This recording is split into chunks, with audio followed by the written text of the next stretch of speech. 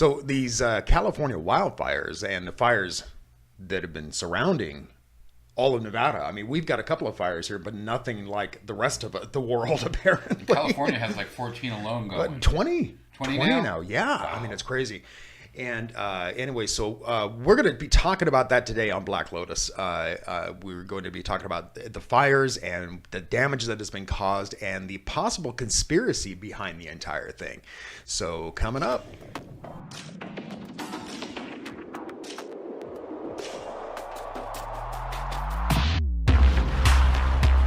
Conspiracy theories, the paranormal, UFOs, aliens, and all things strange and unusual. This is Black Lotus. Yeah, 20 fires, man. 20 fires going on in California, and that's not including all the fires that are going up in Oregon right now, and Washington, and Colorado, wow, and Idaho, and Arizona. We're the only ones here in Nevada that are relatively unscathed. Well, it's kind of hard to burn sand. Well, yeah, but up in northern Nevada, that's where they're happening. It's up in like the northeastern border in Nevada. I mean, because there's a lot of forest up there. You know, I mean, think of like Reno, for example, like Tahoe area. There's a lot of, you know, and but thankfully that hasn't been touched. And I have a theory behind that, but I'll get to that in a minute. But first of all, I just want to go over some facts about the fires, like up in Carr County, up in the Shasta area in California. The suppression so far has cost over $100 million. Whoa. Yeah, right. You know, and there's about 14,000 firefighters in California right now battling this. Amazing. Crazy. And so far as they know, 21 people have died. But there are a lot of people missing. Right, and they won't. That's a number they won't be able to tell till after the fires go far. Right. They just find out how many people they actually find in their homes just from the smoke. Yeah. I mean, good God. I mean, because they can't get to them. You know. I mean, so yeah, I'm sure the death count is going to go skyrocketing when this whole thing is said and done. The Mendocino fire is the largest that California's ever had now. Is it really? As of 8/6, it was 290,000 acres. Wow. Which is 454 square miles. Now it's over 300,000 acres that have burned. Crazy, man. But the largest, yeah. You know that Holy Fire, they're calling the Holy Fire because it's in that area called Holy something or other. I don't remember. It's a little small township kind of thing. But anyway, it's a huge fire, and apparently the smoke there is choking out Big Bear area in Southern California. I mean, it's just because it's all floating up and coagulating. I'm sure there's lots of places in California you cannot breathe right now. Oh man, even here in Las Vegas, we're getting the smoke here. I mean, and you know, I was telling Ralph the other day, God, my eyes. When I was a kid, I had hay fever really badly, and it was so bad that I mean, my eyes would tear up and they would itch, and I would go to sleep at night like that, and I would have to force my eyelids open. You know, when I got up, and I had that happen to me the other day, and I thought, well, I can't be getting hay fever back again. But then I saw on the news that all this smoke is drifting over from California, and just really choking us out of here. You know, that along with all the pollen in the air, it's awful. Well, there was a study done just a couple years ago by 8 universities, and they said in the last 3 decades, our fires have burned longer, bigger, and hotter. Oh, yeah, absolutely. And that they're continuing to rise that way and will continue to rise that way because of the warm weather. Yeah. The warming of the weather. Well, let me throw a couple other facts at you right here. I was reading about this, and the average house burns at about 1,100 degrees Fahrenheit. All right. So that's not hot enough, though, to melt glass. No. And it's certainly not enough to melt metal. But you see these pictures in the news, and you see glass literally melted from cars like and puddles. stuff. Yeah, they're puddles, and they're melted over the dashboards in cars. And you see the metals that are just melted, warped. You know, what's even weirder is that you see these houses that were made of stone, not just like, you know, whatever it is, you know, I mean, I'm talking to actual boulders, right? And it's gone.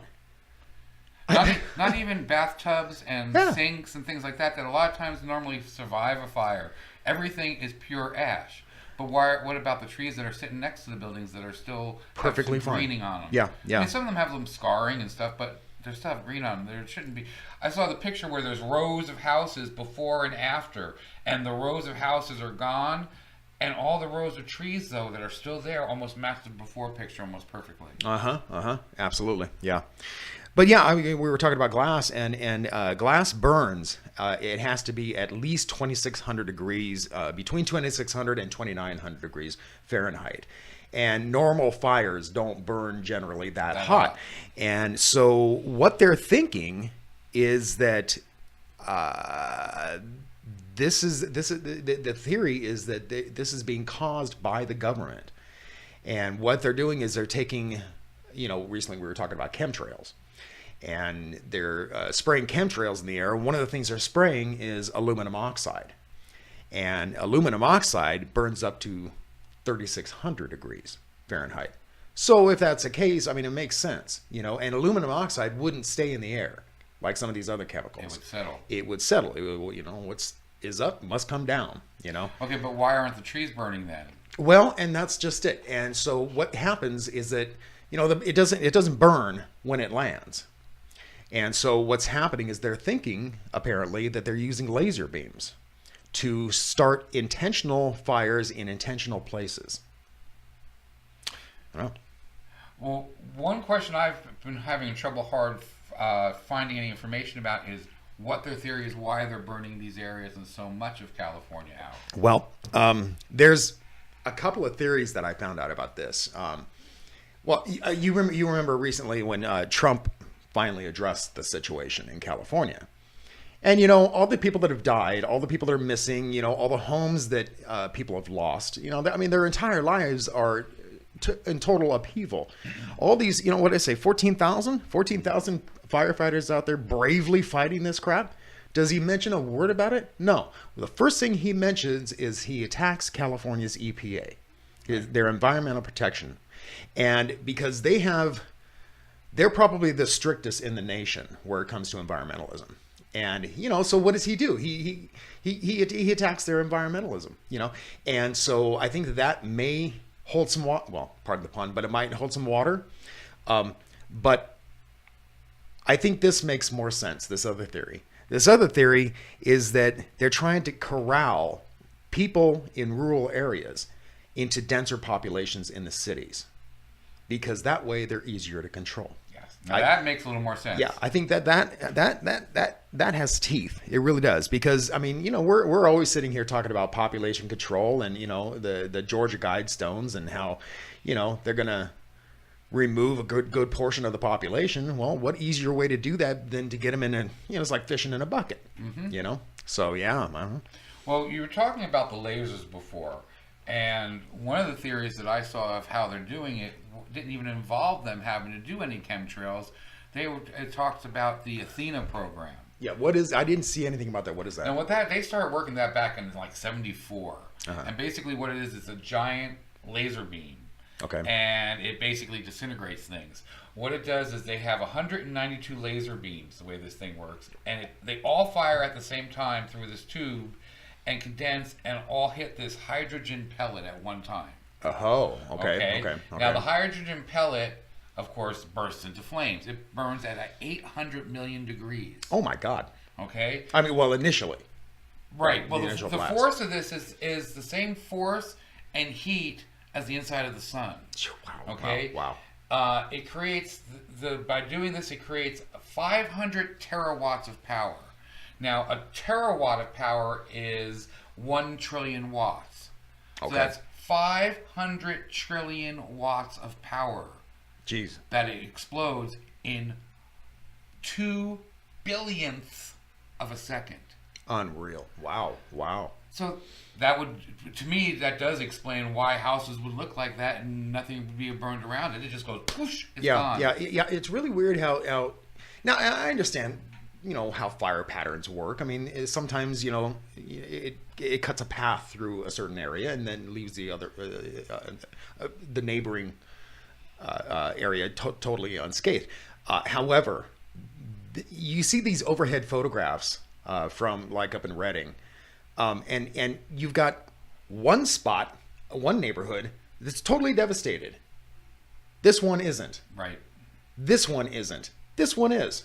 I mean, it's a weird. If it is a pattern, it's a very strange pattern. Right. Now, as you know, and probably if you've listened, I used to work for the fire department. Right. And I didn't go out and do the fires, but I still got to see videos, and I learned a lot about little things like that. And one of the things is that yes, the wind will change the pattern of the fire. The wind will make it shift directions and stuff like that. And sometimes it will go around a whole house and burn everything else around it. But these patterns still don't fit a normal burn pattern at all. And another thing is that doesn't always happen, right? It's a rare thing. Yeah. And this is like you said, it's literally spot here, not here, spot here, not here. Yeah. There was one picture where you're looking down at a gas station in an Arby's or something. Okay. And the two buildings are totally gone, totally ash. Now, yes, burning ash can land on a building and start a fire, but the way they're built, the way the buildings are, is they all are like caved in, like the fire started from inside. That wouldn't happen if it catches on fire outside first. It's going to go around, and yes, it'll start falling in, but this is like melting in. Yeah, well, and that's just it, and that's why I pointed out, that the glass burns at 2,600 degrees or something like that, and so these fires are burning hotter and hotter. I mean, and leaving behind nothing literally but rubble and ash.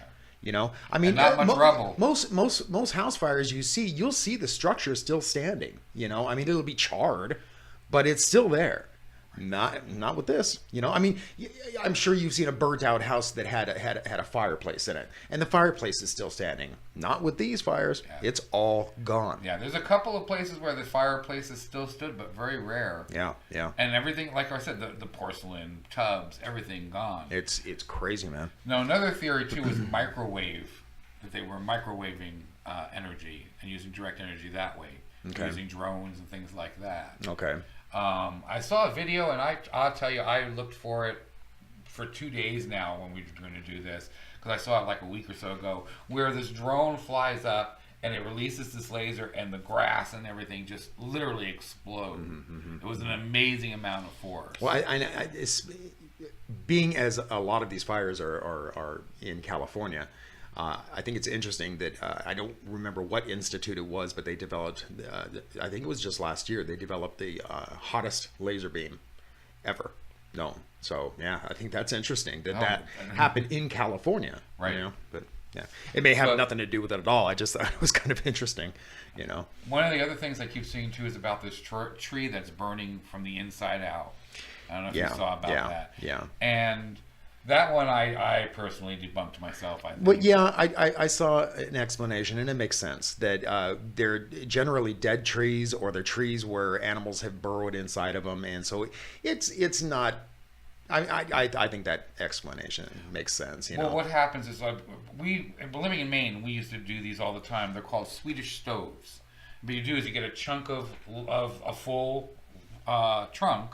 And a lot of times when they're old and they're dried out, you can know there's a little bit of a line that goes all through this hollow. You just drill a hole into it. Okay. And then you start a fire in the middle of it. The hole feeds the oxygen, and it burns literally from the inside out. Okay. And you can actually cook on it and make stove. I think I've heard about that, actually, yeah. And basically, these trees he's showing has big nodules in it that look like you said, someone had burrowed into it or something like that. And of course, the fire, any ash or anything that gets underneath it goes up. It is going to make a natural Swedish stove. So I was like, that didn't bother me much. Yeah, and a lot of these conspiracy theories out there say this never happens, and it's not that as though it never happens. It's kind of rare, but it's not that rare. I think firefighters see this a lot. In forest fires, but yeah. Yeah, I don't know, man.